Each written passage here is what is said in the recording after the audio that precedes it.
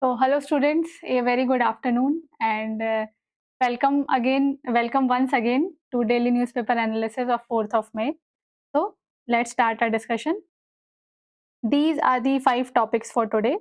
So, I think Lipu Lake issue we already discussed previously, but again I will discuss all these things. So, first topic is about the Lipu Lake issue. So, here recently Nepal has raised concerns because all the pilgrims are passing from the Lipu Lake only whenever they are doing the Kailash Mansarovar Yatra. So, they are passing from Lipu Lake only, and Nepal is claiming that Lipu Lake is part of Nepal's territory. Second article is related to the unchecked power of AI. So article is saying that AI is moving faster than the governments can take any regulations or the government can control it. So here this is the major issue we shall be discussing. Next, we have the topic of carbon border adjustment mechanism. So very important article related to carbon pricing in India.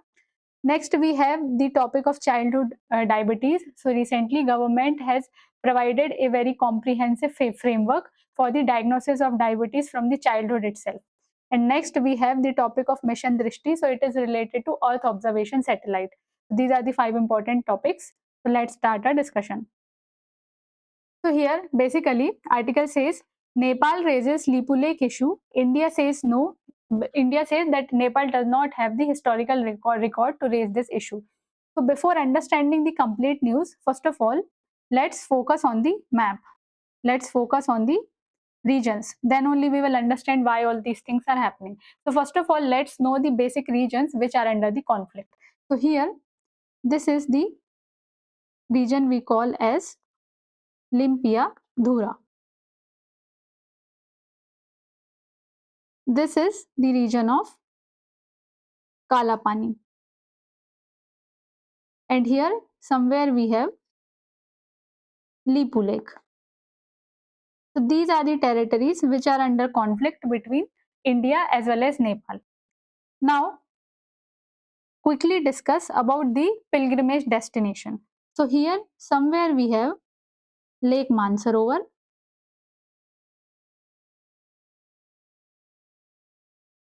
and somewhere here we have Mount Kailash.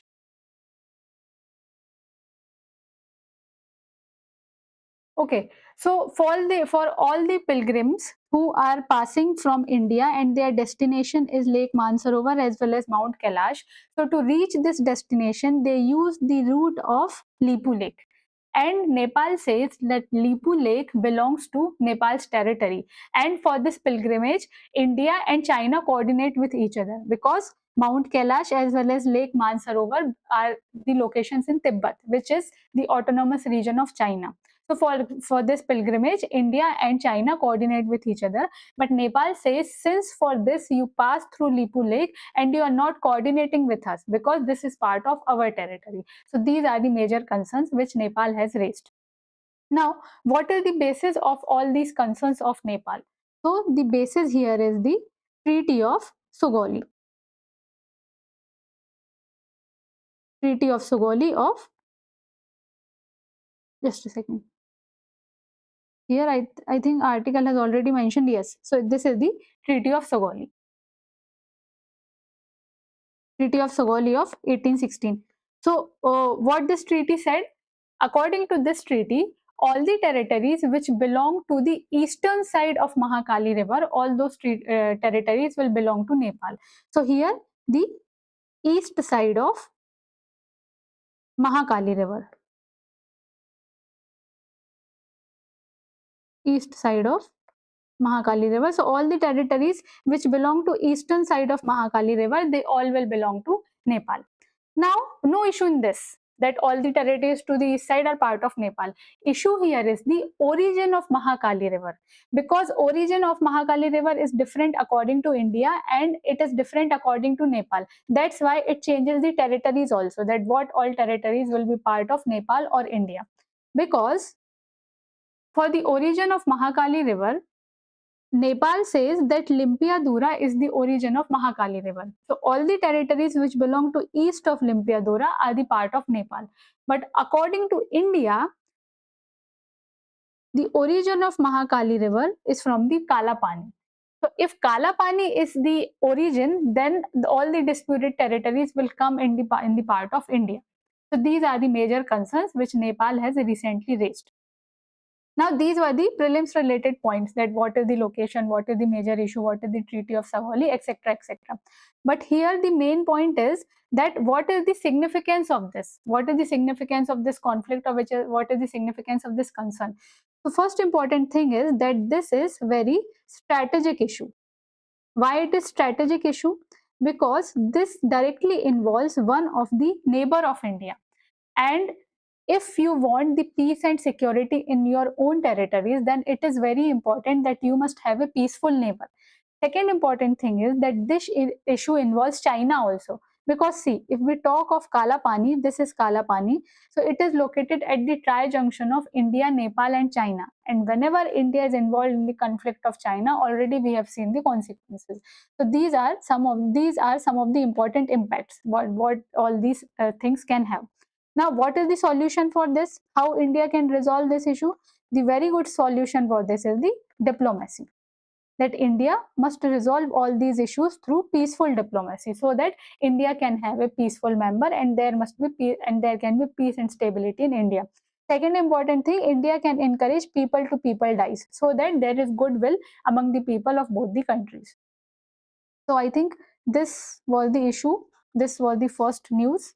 This was the overall issue. Okay, now quickly tell me that this is the fact that when we are talking about the Kailash Mansarovar Yatra, so this thing is very important for Hinduism. Now tell me in the comment section that Kailash Mansarovar region, Lake Mansarovar region, Mount Kailash region is important for which other religions also. So tell me in the comment section that for what other religions Kailash Mansarovar and Mount Kailash has the religious significance. Next important article we have about the unchecked power of artificial intelligence.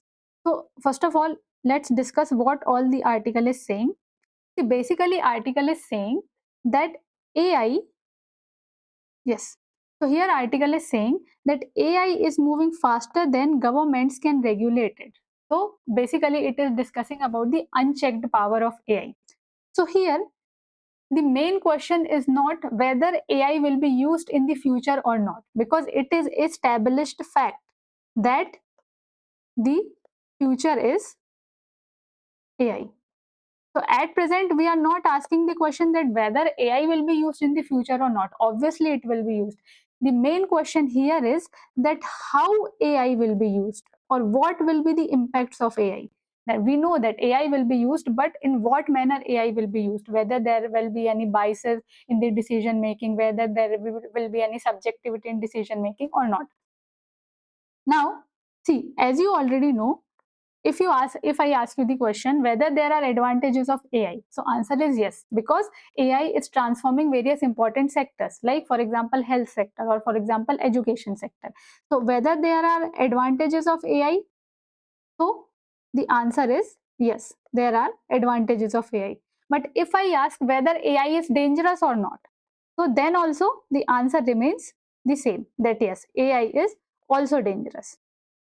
So on what basis you can say that AI is dangerous or not? Yes. Yes. So on what basis you can say that AI is dangerous or not? So there are various instances. For example, AI can be used for war, or for example, AI can be used for spying. For all these things, AI can use, and then because AI is strategy, what we call militarization of it. So basically, so here the very system that the Naval Smart System. So here Naval Smart System is used by UPSC, and because of this system is as Google or what?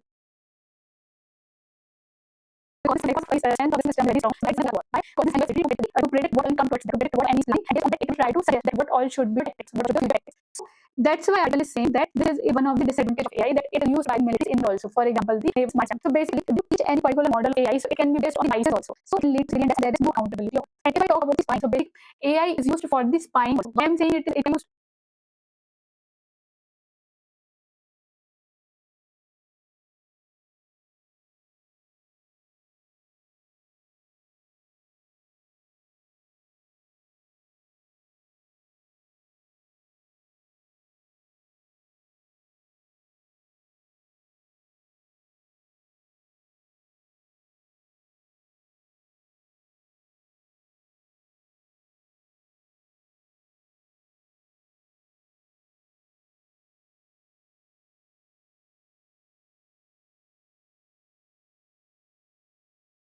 Okay, so as we have already discussed that why AI is dangerous, so here we have discussed the example of war, that it is AI being used for the militarization. Similarly, if we discuss about the spying, that why how AI is used for spying, so basically AI can track your behavior, or AI can track your or what all you are doing. So this is a kind of spying only, and it will raise the privacy concerns. So for all these things, AI has been used. If we discuss a very important example about the spying, so it is the I think here only we have the predictive policing. So predictive policing is a kind of AI spying only. So what happens in predictive policing, what AI will do, see, as you know that whenever we train AI, so we use the previous data.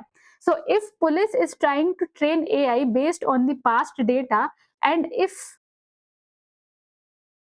that past data is biased only, then what AI will do? For example, police is training AI based on the past data, and for example, police is focusing on one area, particularly one area more and more. So AI will also tell that this particular area is only under high risk every time, and AI will ignore other type of areas or other areas in the region. So this is the predictive policing. That predictive policing may be good, but if you are not training that particular AI model, predictive AI model based on the unbiased data, then it can give the biased decisions also. So these are the basic things which are discussed in the article. So I think now the article discusses about the solutions. Yes, I think we discussed about the war, we discussed about the spying, and there are other things also. For example, mass surveillance. So government can use AI for the mass surveillance, which is the breach of privacy only. Then there are the algorithmic bias. Algorithmic bias means same thing, that if you are using AI for the if you are using the biased data for training AI, then it can be dangerous also. For example, it can target the minority communities also. Other broader concerns related to AI are the job displacement. For example, recently only you have you have read a lot of news that the tech giants are displacing a lot of people, or the tech giants are firing a lot of people. Next concern is the climatic impact of data centers, because as you know, for to run data centers you need 24/7 running of the servers, and for that running you need continuous electricity supply. Also you need the cooling systems, and to run that cooling system you need a lot of electricity. So these are some of the concerns related to AI.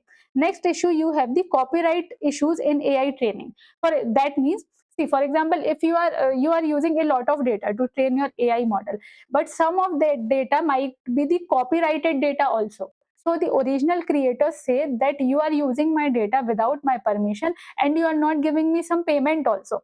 So these are some of the AI concerns. So basically, the article argues that at present we need a stronger AI governance. Stronger AI governance means you cannot allow AI to do anything it wants, and you must have a better control. Second is there must be digital rights protection, so that you can deal with the copyright issues. And next is here a very good example is given about the European Union AI Act.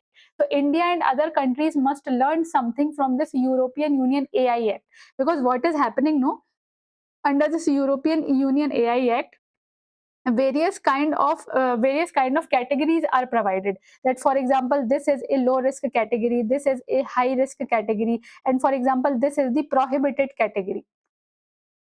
So European Union has made all these kind of categories, and if the risk of particular category is very high, then the type of regulation will also be very high. So basically, article is saying that you must have all the countries must have a better control on artificial intelligence, and the European Union AI Act serves as a very good example.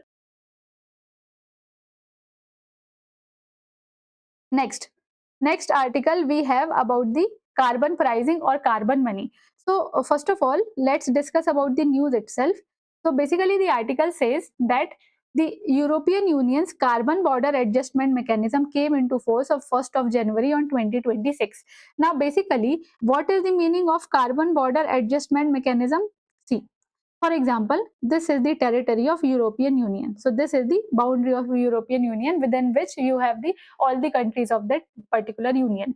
Now European Union says that if a particular country A wants to export its products inside the European Union, then this union will impose a carbon tax on all these products. And why carbon tax is imposed? This carbon tax will be imposed because in creating all these commodities, some amount of carbon dioxide or some amount of pollution will be done. So that's why, based on the amount of carbon dioxide, based on the amount of pollution you are creating, based on that, European Union will apply a carbon tax on the exported products of any country. So for example, India. Now, see, what was the purpose of imposing this carbon? What was the purpose of imposing this carbon border adjustment mechanism? The reason was that European Union wanted to avoid the carbon leakage. Now, what is carbon leakage? It is a mechanism where a country who is where a country who is producing particular products and those products are emitting a lot of carbon dioxide. So what this country will do, country A will shift its production functions in country B where the climatic regulations are very very weak.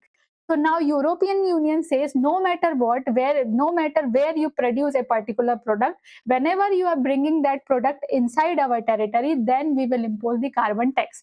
So whether you are producing it in your own country or you are outsourcing that thing to the other country, doesn't matter, we will impose the carbon tax.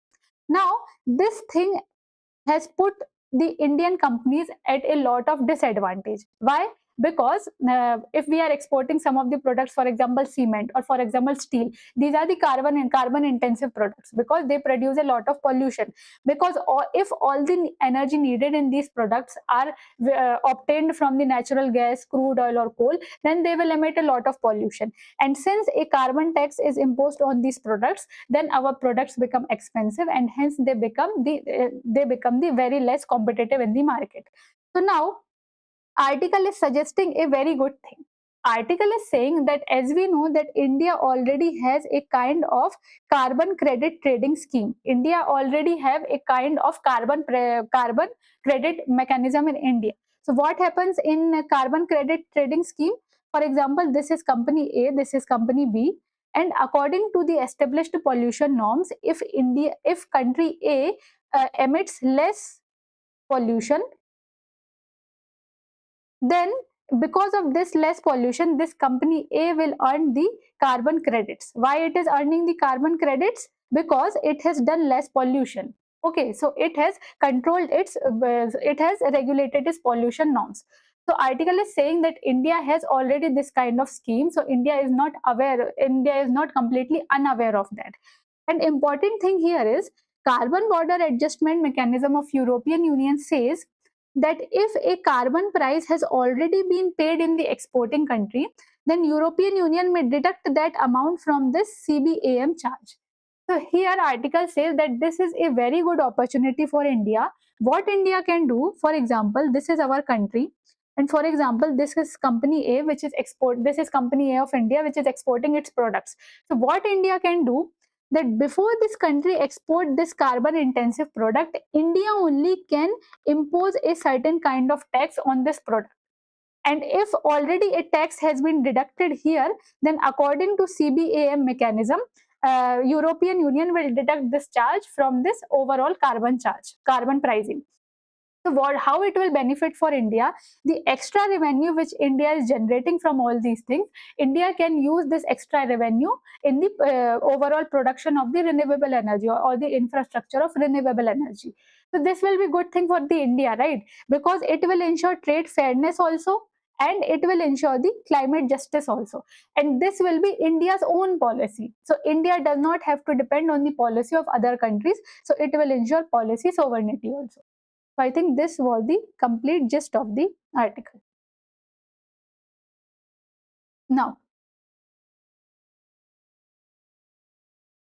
next important article we have about the diabetes. So recently, government has issued guidelines on the childhood diabetes. So first of all, give me answer to the very simple question that can diabetes happen to children, or does diabetes happen to the elderly person only, or after the age of 40 or 45 plus? So here the answer is that yes, children are also vulnerable to diabetes, and especially children are more vulnerable to type 1 diabetes. So that's why we will be discussing this complete article. So basically the article says that Ministry of Health and Family Welfare has launched India's first national framework for childhood diabetes care. Why government has done that? Because children are vulnerable to especially type 1 diabetes. That's why India want a comprehensive framework for the public health management. So first of all, let's quickly discuss about the type 1 diabetes, because children are more prone to this type of diabetes. So what happens in type 1 diabetes? Either our body will produce very less insulin, or our body will produce no insulin at all. So in type 1 diabetes, our body have the deficiency of insulin. So this is the major thing in the diabetes.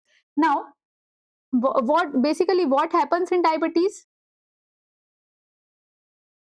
What happens in diabetes? So in diabetes, the sugar level in our blood increases a lot.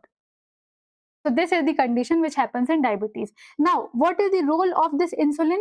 The role of this insulin is to transfer the sugar to the body cells. Right? What is the main function? What is the main function of this insulin? Its main function is that what all sugar which is present in our blood, so its main function is to transfer this sugar to the body cells. But if there is lack of insulin in our body, then the sugar remains in the blood itself, and the sugar is not transferred to the body cells. That's why the amount of sugar in the blood increases a lot. Now, in the comment section, please give me answer that insulin is produced by which organ of the body. So give this answer in the comment section. So this is the major thing, and because of this thing, and because of all these situations, because of all these issues, government has launched a comprehensive framework so that the children who are more vulnerable to type 1 diabetes, they get the proper treatment from birth itself. Now, let's discuss the news. So basically, government has launched the national framework for childhood diabetes care. And what all provisions are there under this framework? So here, children from birth to 18 years, they will be provided the universal screening, and all the suspected cases will undergo blood glucose testing. So this is the major provision. And here, free care package will also be provided. So all those things which you need for the diabetes testing or diabetes diagnosis, so all these things will be provided in free care package. For example, lifelong insulin therapy, because a child who is suffering from type 1 diabetes, for lifelong he or she will be requiring the insulin injection. So that's why lifelong insulin therapy, glucometers, what is the purpose? To check the sugar level, and the test strips. So these will be the basic thing which will be provided in the free care package. Now, the system creates an integrated continuum of care. Integrated continuum of care means public health facilities or public care facilities for diabetes will be provided from the community level directly to the till the district hospital or the college level. So at each and every level, the diagnosis as well as testing will be provided. This is the meaning of integrated continuum of care. Now, here the main focus of the policy is on type 1 diabetes. This we already discussed. Now, here the policy focuses on the 4 T's for the awareness. So it's not that if you have all these symptoms, it is no 100% sure that you are suffering from type 1 diabetes.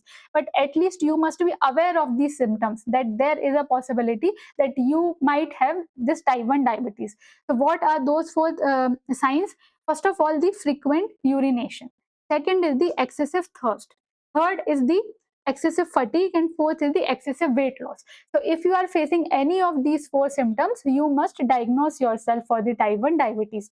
And what is the main objective, what is the main background of this, why India has launched this diabetes care program? Because the number of non-communicable diseases in India are increasing a lot. So they are more than the communicable diseases. So the communicable diseases like the like cancer or diabetes or heart stroke. Percentage of all these diseases are increasing a lot. That's why Indian government has launched this framework. Next important article is about the mission Drishti. So it is related to a privately launched Earth observation satellite. So actually I have taken the content from The Hindu also, as well as Indian Express also, because in Indian Express all these things were described in very detail. Okay, so first of all, let's discuss the basics. Okay, so here basically we will be talking about the Earth observation satellite. Okay, this is the mission Drishti is related to Earth observation satellite.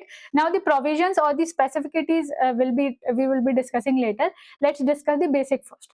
So if we are talking about the Earth observation satellite, so basically its major purpose is to observe the complete area on the Earth. So its basic purpose, it will be observing the trees area, it will be observing the landforms area, it can be used in the surveillance of the borders for the border management. These things can be done by the Earth observation satellites. It can be used in the disaster management, etc., etc. Now the main important thing for the Earth observation satellite is to take the images, because through images only it will observe what all things are happening in a particular region. Now to take the images we have two ways. First way is you will take the camera like images, right?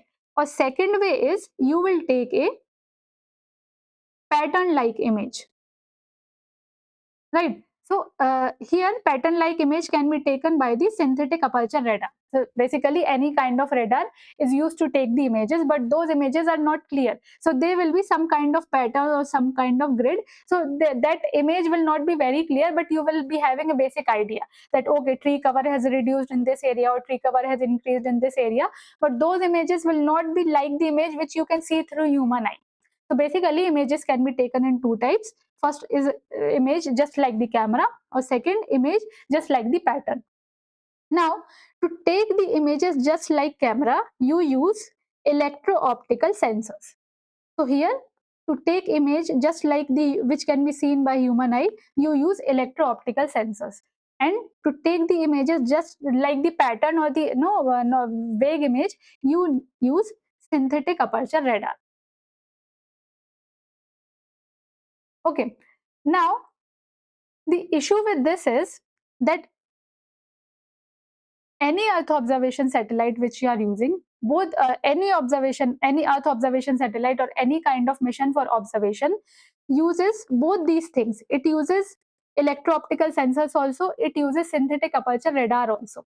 But problem is that the time which is used by both these satellites is different.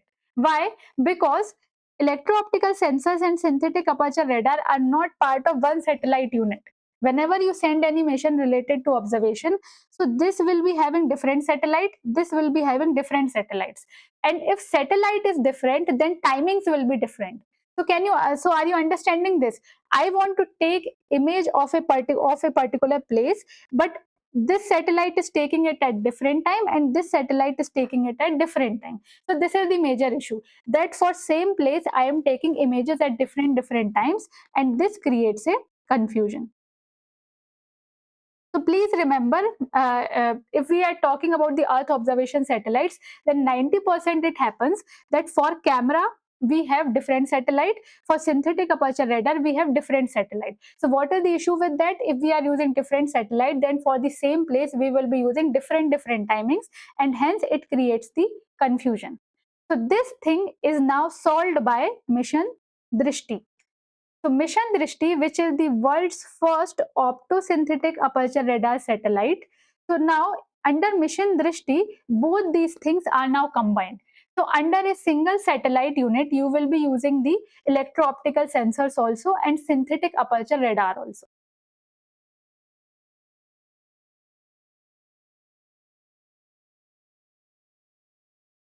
Okay, now let's see that how these things will solve our problem.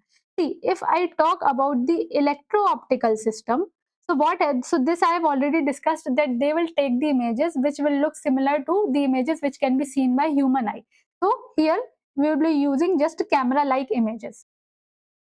Okay, so yes, I was answering this only. So one student is asking, why do we need synthetic aperture radar if electro-optical sensors are providing good images? Okay, I was discussing this only, that electro-optical sensors provide a good images just like camera. So for example, if I want to map a particular area of the agricultural field. So if I talk of camera, so if I talk about electro-optical sensors, then they will show the fields also, they will show the roads also, they will show the trees also.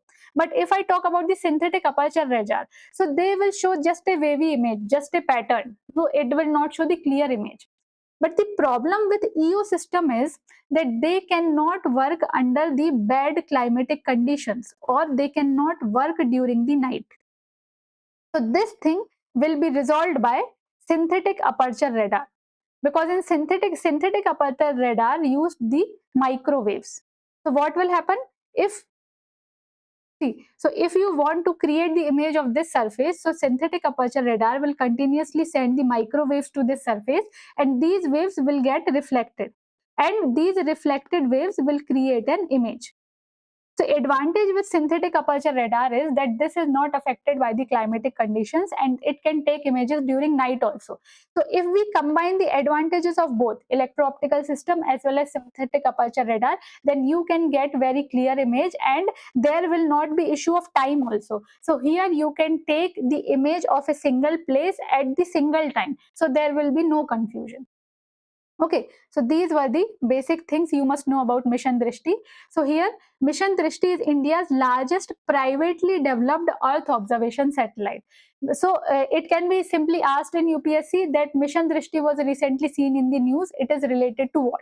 So it is related to Earth observation satellite, and it is India's largest privately developed Earth observation satellite. And what is the special about this satellite? Special is it integrates electro-optical sensors as well as synthetic aperture radar, so that that particular satellite, Earth observation satellite, can take images of a single place at the single time, and it would avoid all the type of confusions. And you must have an idea, synthetic aperture radar use microwaves for the image creation.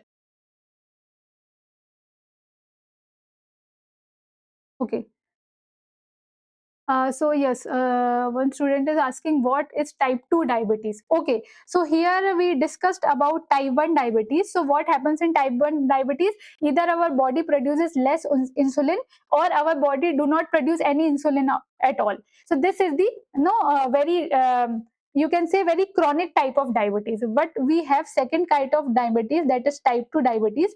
So in this diabetes, our body is producing insulin, but our body is not able to use that insulin properly. So this happens in type 2 diabetes.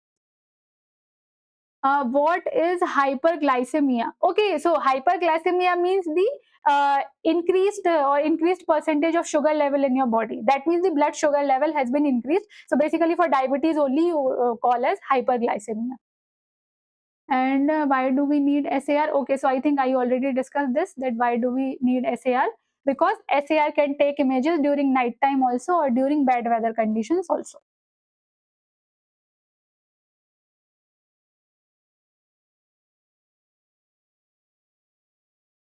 Now, today I have two practice questions for you. So please read this question. With reference to synthetic aperture radar, consider the following statements. First is, it is an active remote sensing technology. Second is, it can generate images during night time. Third is, its functioning depends on sunlight. So here, read the question once again and try to answer it. Next question is, with reference to Mission Drishti, consider the following statements. First is, it is India's largest privately developed Earth observation satellite. Second is, it combines electro-optical as well as synthetic aperture radar sensors. And third is, it can operate only during daytime. So I think I already discussed all the important points about this mission. So please go through the content once again and try to answer both these questions. So I think that's all from my side for today. Thank you and have a nice day.